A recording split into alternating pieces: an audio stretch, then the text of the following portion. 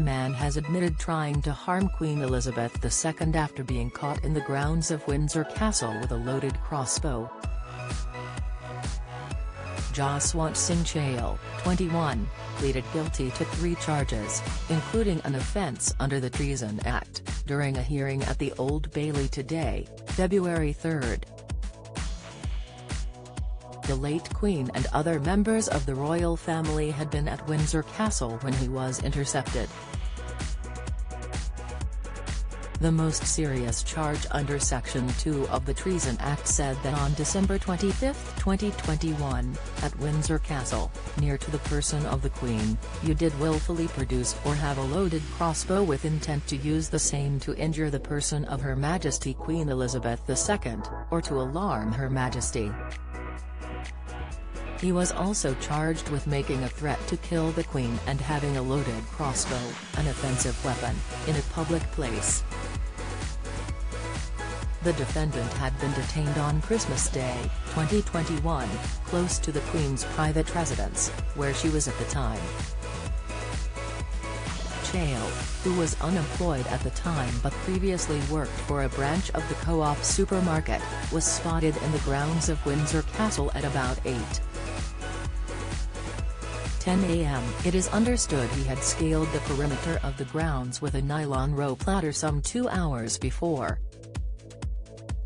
He was said to be wearing a hood and mask and was carrying a crossbow loaded with a bolt with a safety catch off and ready to fire. He told a police protection officer, "I am here to kill the Queen," before he was handcuffed and arrested. It was alleged Chahal had previously applied to join the Ministry of Defence Police and the Grenadier Guards, in a bid to get close to the royal family. Prosecutors allege he sought revenge against the establishment for the treatment of Indians and had sent a video to about 20 people claiming he was going to attempt to assassinate the Queen.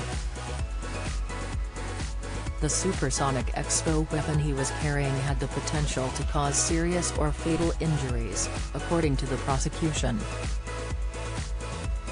Chahal, from Southampton, Hampshire, entered his guilty pleas before Senior Judge Mr. Justice Jeremy Baker by video link from Broadmoor Hospital.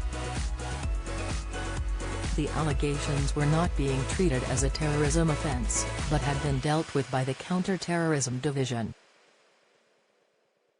The defendant, who wore a black jacket with fake fur collars, spoke only to confirm his name and to plead guilty to the charges against him.